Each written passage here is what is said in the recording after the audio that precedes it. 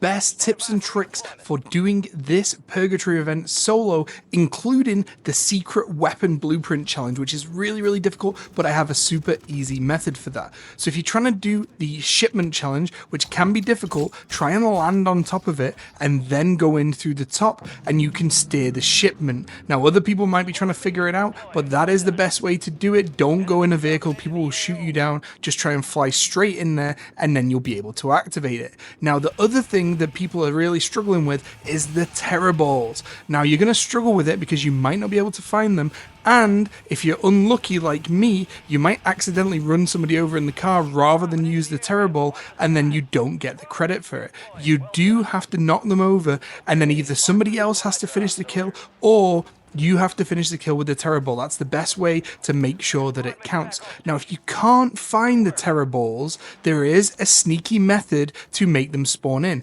You have to search the crates that drop in, the supply crates that drop in, and if you're lucky, a Terriball event will happen, which is what you're seeing right here on the screen, and it will spawn in 8 or 9 Terriballs in one area, and it will be very easy to get some kills. Now, don't forget with the Terriballs, if you accidentally bounce them off a wall, you can kill yourself with them, but the easiest way to kill other people is not actually using a vehicle, is by shooting them at other people. So line your kill up, make sure they're already downed, and then it's really easy to finish them off and complete that challenge. Now to unlock the secret blueprint, which is the Gore Cannon, it is a really difficult challenge where you have to survive tier 5 Torment for the 5 minutes. Now the best way to do this is to hunt the care packages, and if you're lucky, you'll automatically spawn a tier 5 Torment.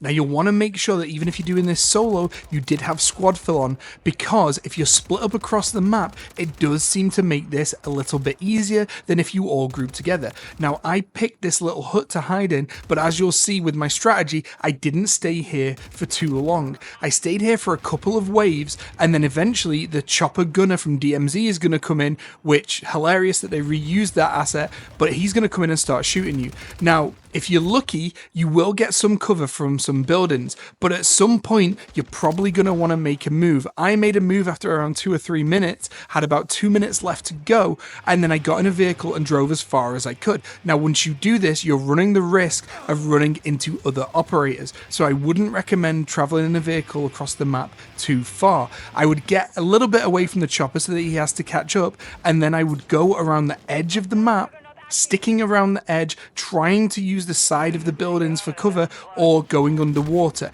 Now unfortunately, when you go underwater, he can still see you in the chopper and he will keep shooting you. So don't think that just because you're in the water that you are going to be safe. I would recommend looking for a zip line, keep traveling and keep moving fast. But again, another top tip is if you're flying in the air, the chopper is still going to shoot you out of the air. So you're going to have to move quickly and keep going around the map.